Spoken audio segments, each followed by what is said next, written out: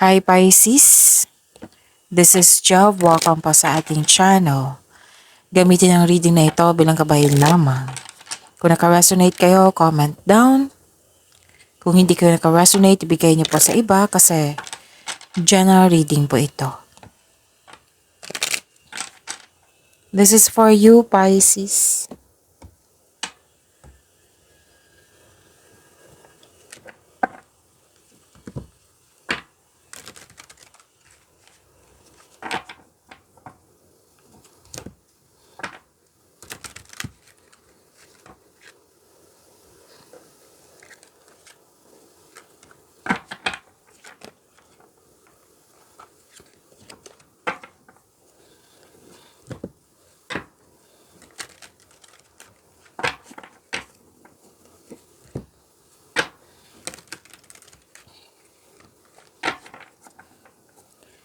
Para po ito sa iyo, Pisces.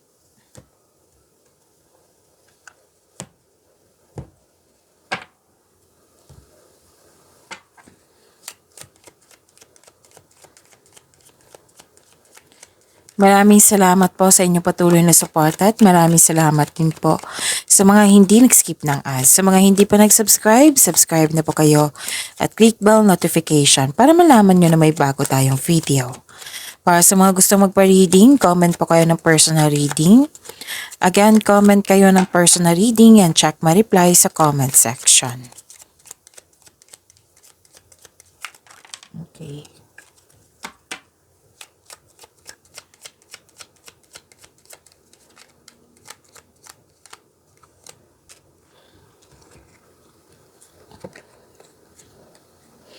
May malaking influence ng isang lalaki. At may importanteng ganap sa passion mo. May importanteng desisyon. At ingat lang po kayo ha, kasi may nakita ko ditong na-provoke kayo, nagkaroon ng, yung nagalit kayo kasi nasaktan kayo, nagkaroon ng argument. Pwedeng nangyari na ito na isip-isip mo hanggang ngayon or mangyayari pa lang, so ingat. At pwedeng nagkaroon ng self-study, balik-aral, nagbabasa ng libro sa internet para may makuhang learnings or clarity. And may malalaman kayong sekreto. Oo. Malalaman niyo po ito. Huwag kayong mag-alala, baka may magtanong dito. Anong sekreto? Itanong niyo po sa inyong intuition kung ano to, kung gusto niyo pong malaman agad. Kung wala po, edi wala. Ibang this is general reading kasi.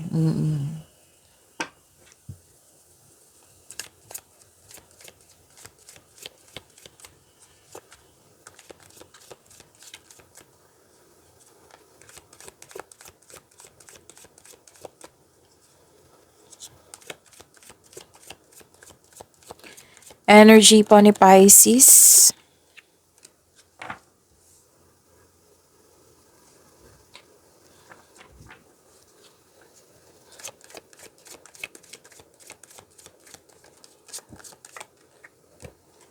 Oh.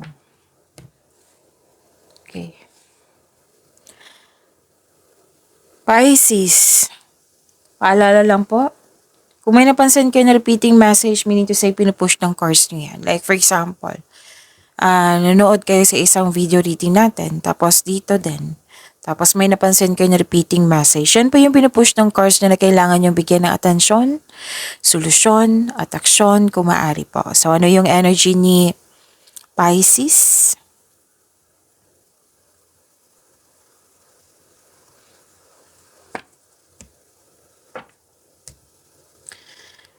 Okay, what's your energy, Pisces?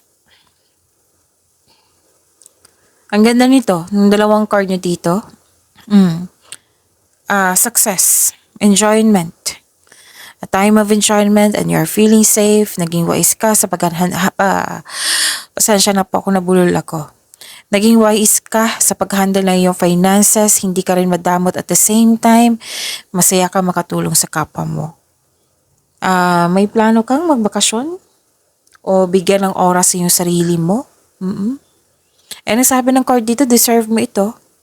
Dahil naging masipag ka sa araw-araw. Yung naging productive kayo sa araw-araw. So, may nakita kong promotion dito, lalo na sa trabaho mo ha. Promotion talaga nakikita ko dito, pera din. Oo, sa dalawang card dito ha, pera, ah, yung busy ka. Busy ka sa iyong trabaho or sa negosyo. And sabi ng card dito, this is your lucky day. Pisces, this is your lucky day, so claim niyo po. Lahat ng tinanim mo nagbo-bloom. You love yourself more. Sinabi ng card dito na may nag-decorate dito or nag-renovate ng bahay. Nasabi ko na yung bakasyon, di ba? So you are now focused on what brings you the most peace. Mas pinipili niyo po yung peace of mind kaysa mga pasaway or yung nagbibigay ng stress sa iyo. So this is good kasi pinipili mo yung peace of mind. Okay? Financial security is yours. Dalawang card nagsabi niyan. Deserve nyo itong relaxation na ito. Enjoy mo yung achievement mo. Take a break. Para pagbalik mo, recharge ka na. Recharge ng energy mo. Work and wait. You still be abundant after a well-deserved vacation.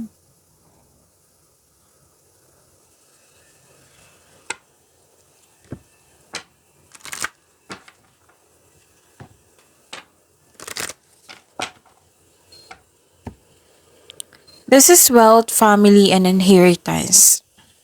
May natapos kayo? Completion of cycle?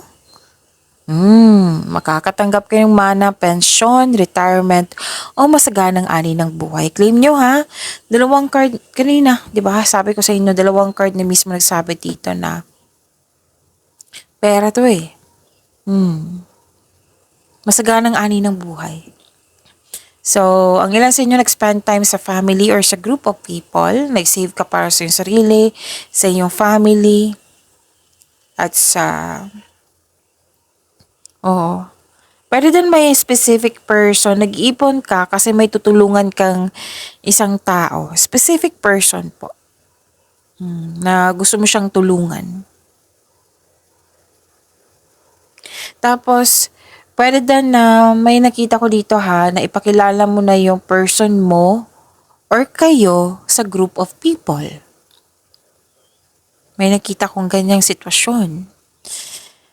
May plano kayo ng pamilya mo na magbuo ng family business or di kaya'y very supportive sila sa iyong mga layunin sa buhay.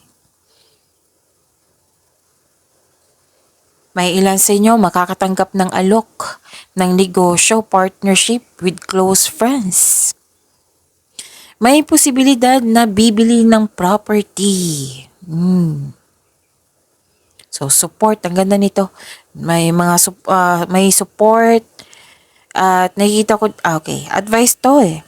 May sabi dito na humingi kayo ng payo sa taong nirespeto mo na mas matanda pa sa'yo or wiser sa'yo or mentor. Okay? So, claim niyo po. Ang ganda ng dalawang card na ito. Pisces.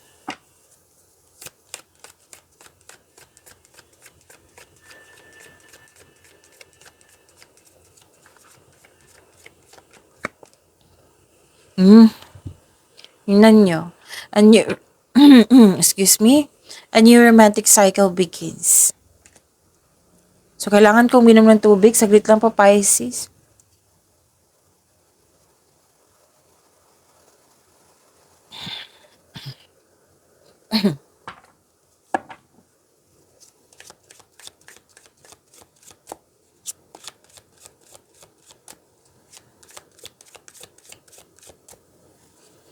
Career and money ni Pisces.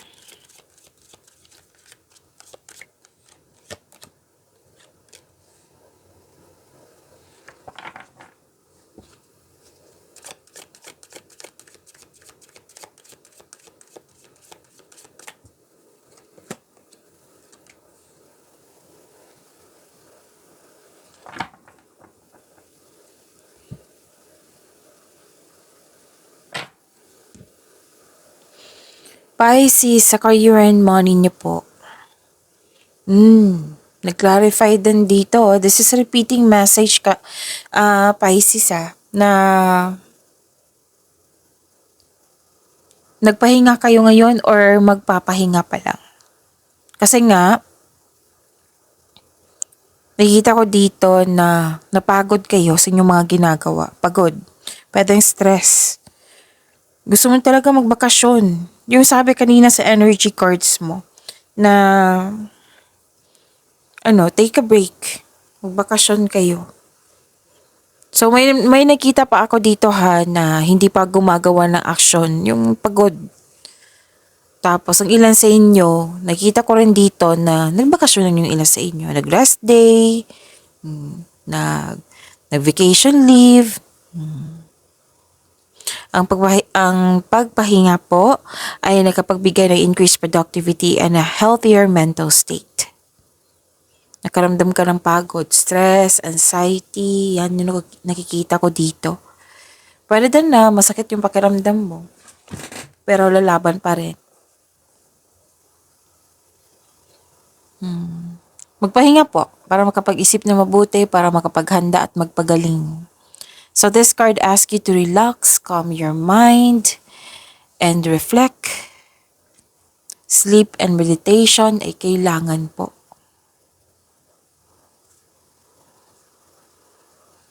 And you deserve this vacation. Sabi kasi ng energy nyo kanina na naging masipag kayo sa inyong career and money. Na harvest time This is your lucky day, so you deserve this rest. Oo.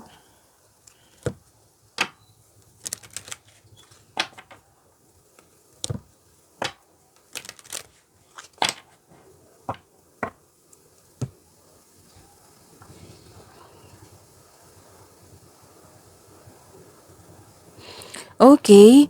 May nakikita ko ditong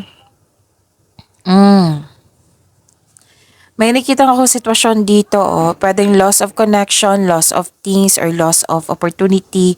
Pwedeng nangyari na ito or matagal na ito nangyari na dala-dala mo hanggang ngayon. Pwede mangyari din ngayon na sana malampasan nyo or maiwasan nyo sana kung pwede. Isip-isip mo to ang lesson nyo, nag-iisip dito na kung ano yung nagfo-focus kayo sa kulang. Kung ano yung nawala sa'yo, kung ano yung kulang.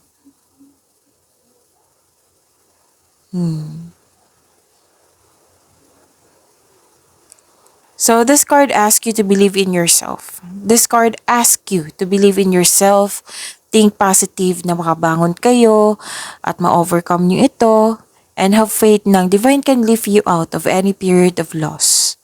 Magtiwala po sa kung ano ang darating.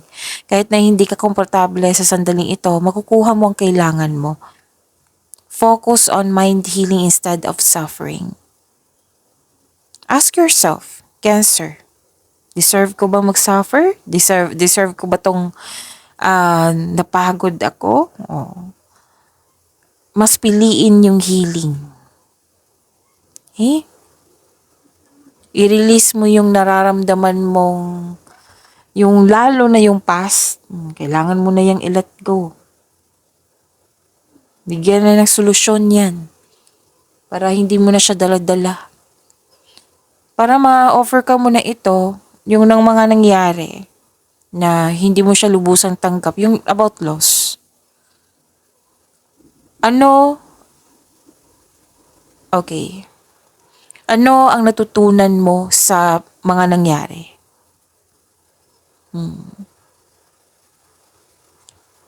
Yan yung isipin nyo para ma-let go mo na yan. Kasi it might be nangyari yan kasi may ipaparealize ang universe sa iyo na kailangan matutunan mo para yung ihanda ka sa pagbabago. Para alam na alam mo yung gagawin mo sa susunod na pagkakataon. Yan yung usually di ba? So, ganyan talaga pag may nangyari na hindi natin lubusang tangkap. Kailangan yan ng pag-let go at kunin natin yung natutunan. Ano ang natutunan? Ano ang wisdom message dito? And ask yourself, deserve ko bang mag-suffer? Diba? Hindi. Deserve nyo magkaroon ng mind healing. Tulungan nyo po yung sarili nyo.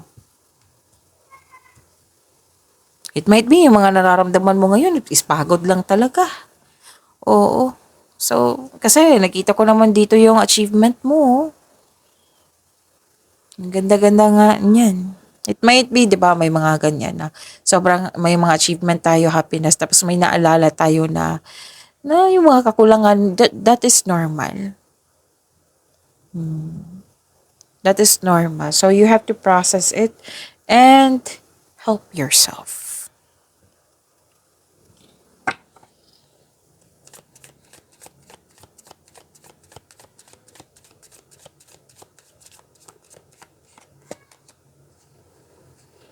Sabi po dito, keep an open mind as something is unfolding just for you. Okay. Apply scientific methods to solve your business or financial problems. Ano din yan pamamaraan. May gagawin ka para mabigyan ng solusyon, di ba? Nag-clarify pa rin siya dito sa dalawang cards niyo.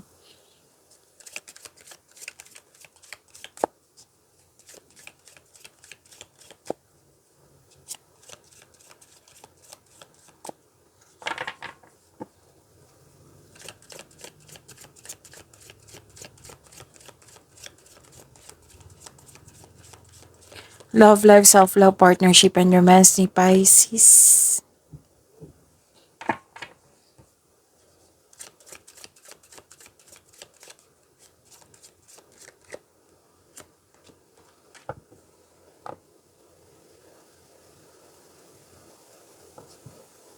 Ayusin ko lang po.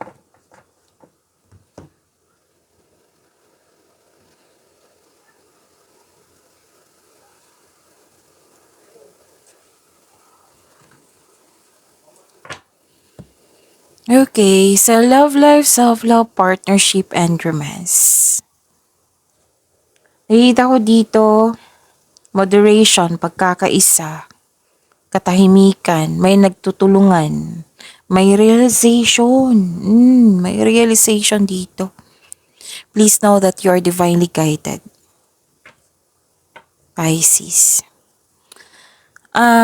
If you're single, huwag pilitin na magbuo kayo ng relasyon na hindi nakatadhana sa iyo. Huwag ka mag-alala, Pisces, kasi ibibigay po ni universe sa iyo. Oo, the universe is working behind the scenes to bring romance into your life. So trust in trust, okay? Trust po sa universe. So trust the divine timing. May tao talagang nakatadhana sa iyo. Sa mga marelasyon sa buhay mag-asawa, may emotional intense na mangyayari. Ang taas ng trust level nyo sa isa't isa. Okay. This may lead to the next level sa inyong relasyon. May nagtutulungan dito nagbabalanse, nagtutulungan. Oo, may mga realization na sabi ko kanina, di ba? May nagtutulungan, this is good. So seek balance and create a calm atmosphere. Sabi ng card dito, kung ano man yung mga dyan, gusto nyong mangyari, ibibigay yan sa iyo. Have patience as the universe goes to work to bring your desires into reality.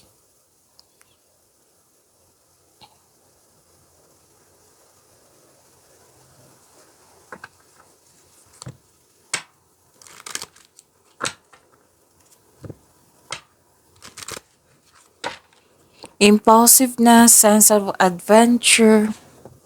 Sa mga single po, ideal type niyo po is romantic partner who is fun and outgoing, talkative, and ready to have adventures. It might be this is an air signs, earth signs po, and fire signs. Earth signs is Taurus, Virgo, and Capricorn. Fire signs is Aries, Leo, Sagittarius. Para sa mga relasyon, wala akong nakikitang problema. Masaya kayo at nagkaroon ng stability. At may makilala kang mabubuting tao po. May dito, pwedeng bonding to. Masaya kayo ngayon. And may kausap ka dito na isang bata. Pwedeng ikaw ito or pwedeng inner child mo. Oo. Kasi tutulungan mo siya. Kaya ka nag-iipon, 'di ba? Kanina sa energy cards nyo dito. Oo. Tutulungan mo siya. Like for example, buso kapatid mo 'to. Naabot mo yung kailangan na kasi na siya kailangan niya ng tulong. Tapos tutulungan, mag-iipon ka kasi gusto mo siyang tulungan. Pwede. Pwede din kayo ito ha.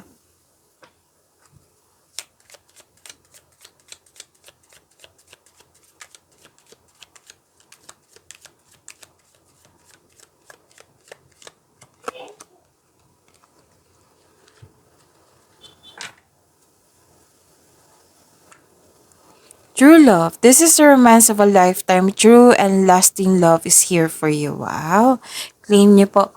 Pagyamanin niyo po yung blessings na binigay sa inyo, Pisces. See you tomorrow. Maraming salamat po.